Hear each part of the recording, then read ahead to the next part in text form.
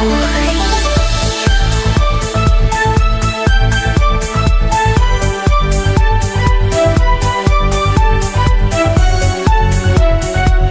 wishes always come true.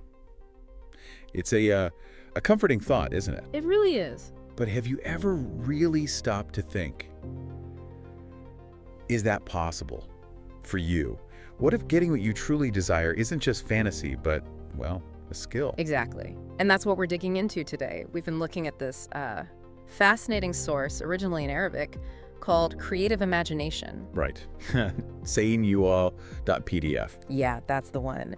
And it lays out this really compelling idea about consciously shaping your reality, using your mind's power. So it's about tapping into that potential. We all have our imagination, but doing it deliberately to get more of what we want, like fulfillment, better relationships, that kind of thing. Precisely. So think of this deep dive as a shortcut, really. We want to unpack it for you. How does this creative imagination actually work? What can it do? And, the big one, how can you start using it? To handle challenges, move towards your goals.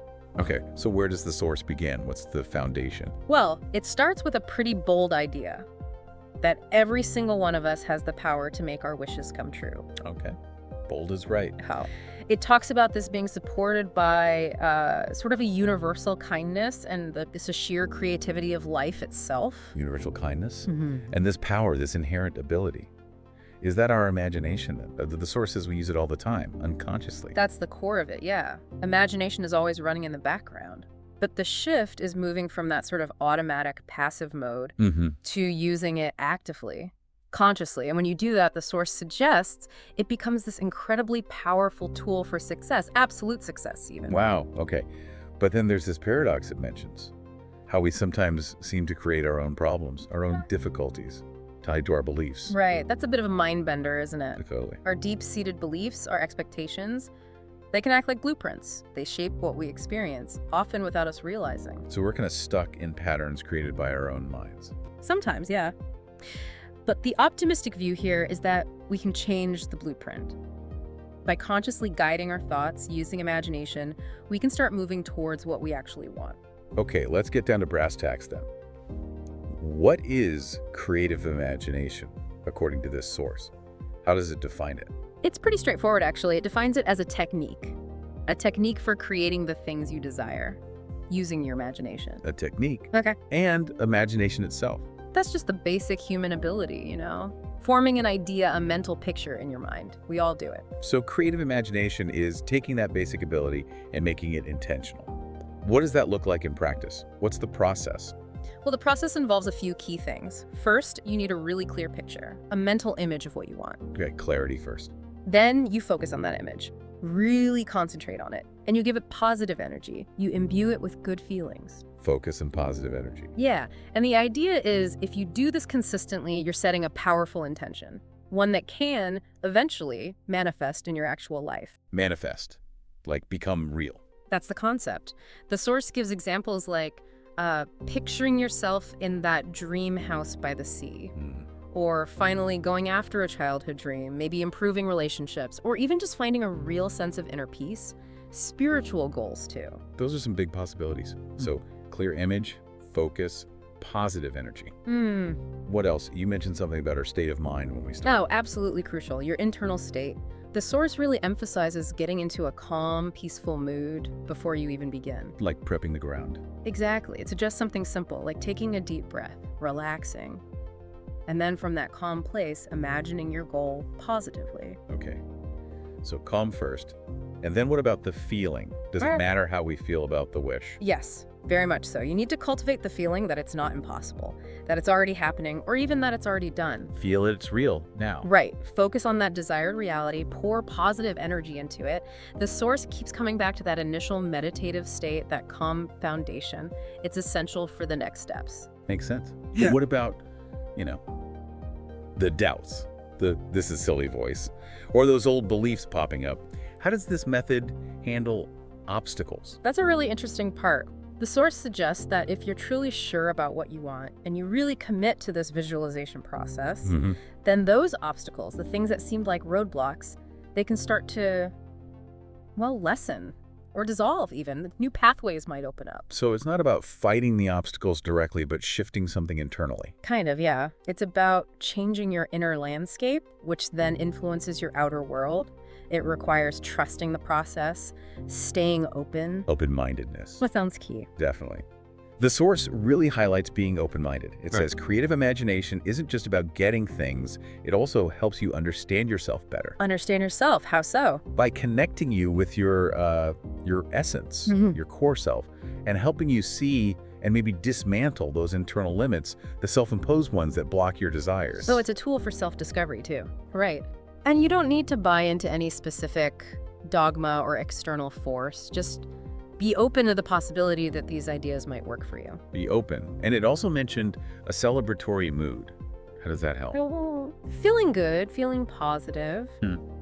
It naturally makes you more receptive, doesn't it? Yeah, I suppose it does. More open to learning, to new experiences.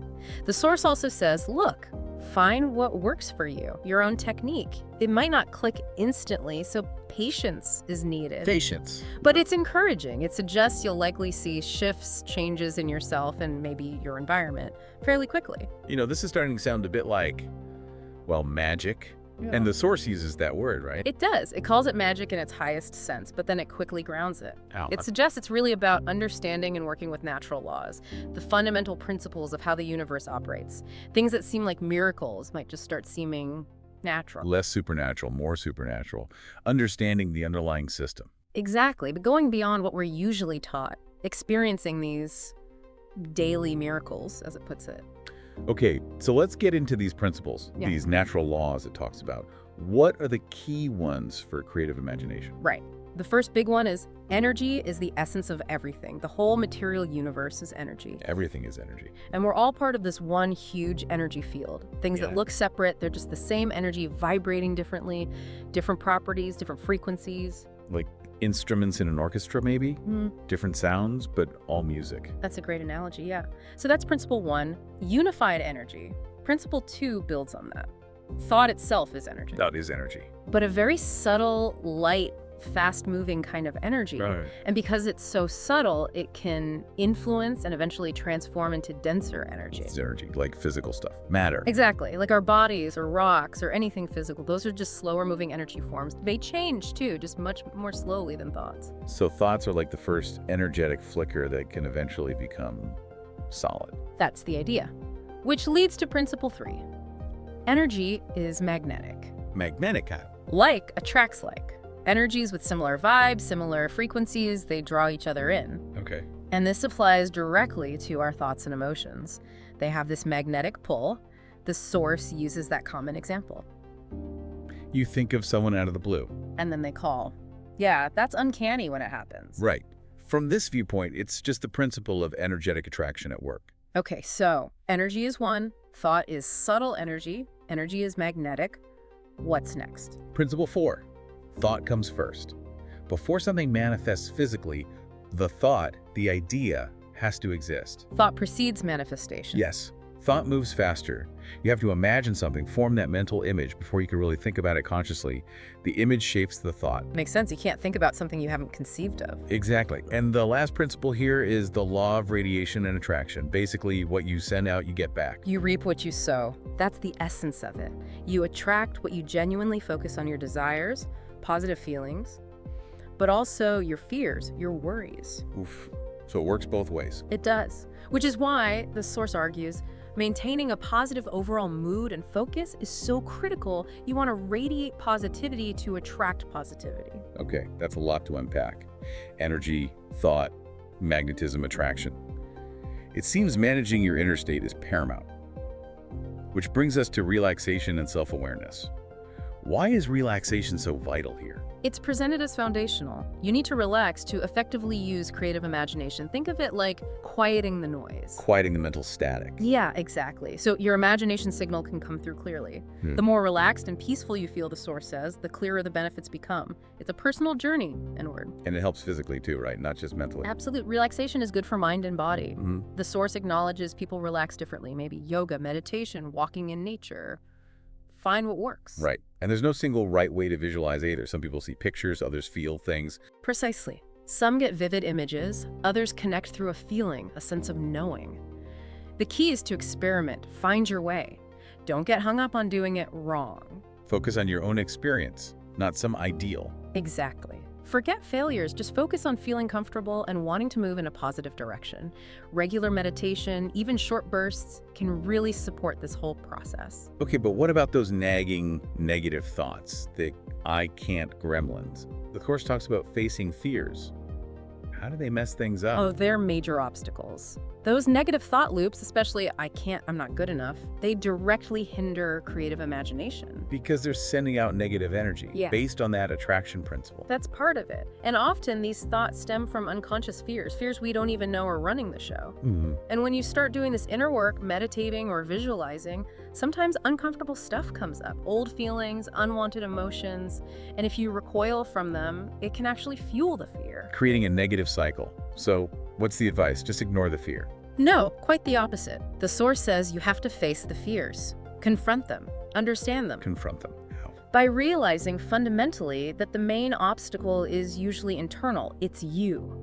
The source has this powerful line, nothing else can truly harm you. That's quite a statement.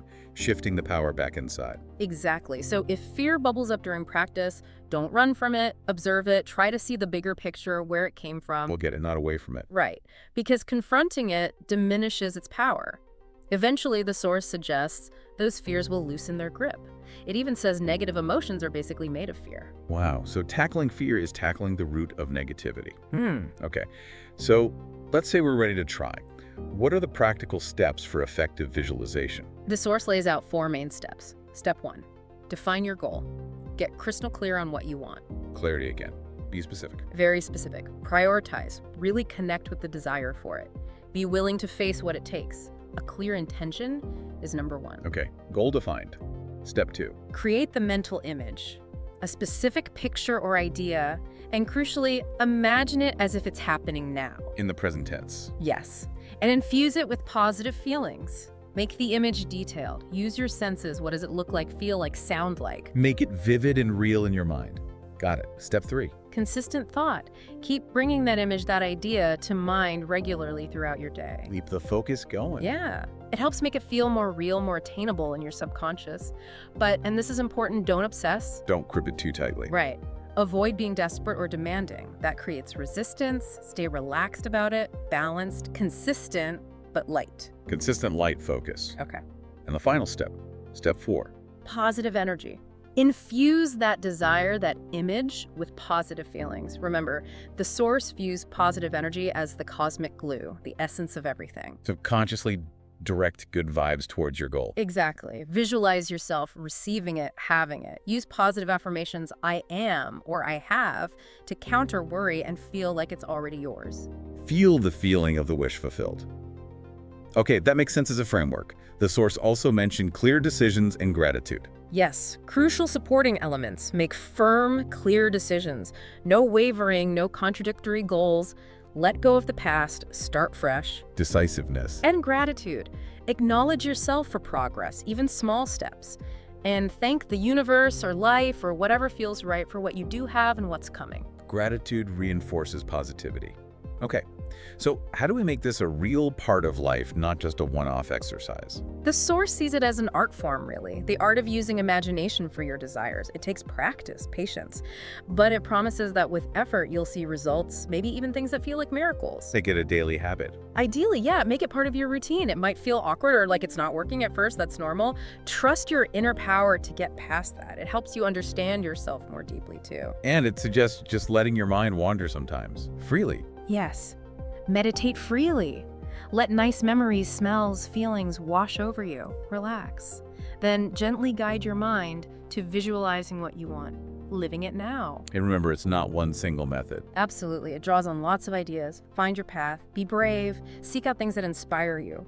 And surround yourself with supportive people. Avoid the doubters. If they drag you down, know yourself. Build that inner peace. That's key. Okay, so as we wrap up, let's quickly recap those core principles the source emphasizes at the end. Right.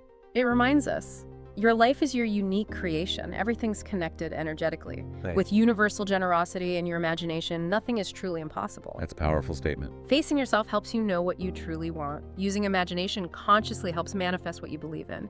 The path might have twists, challenges, but trust your heart and mind. Persevere. Miracles can become normal. Learn stillness, acceptance, allowance.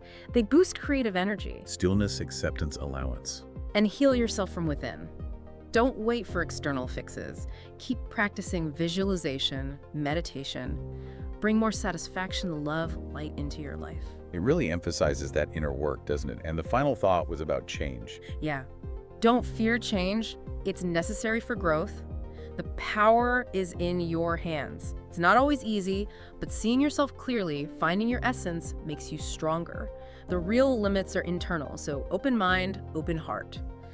So bringing it all together then, this deep dive into creative imagination, it really highlights this incredible potential we all seem to have inside us. This power of our imagination, yeah, to consciously shape things, move towards what we deeply desire. And it's very much a personal journey, isn't it? Absolutely. We really encourage you listening to just mull over these ideas, see what resonates, maybe try experimenting a little with visualization in your own life, see what happens. Because maybe the only real limits we face are the ones we place on our own imagination.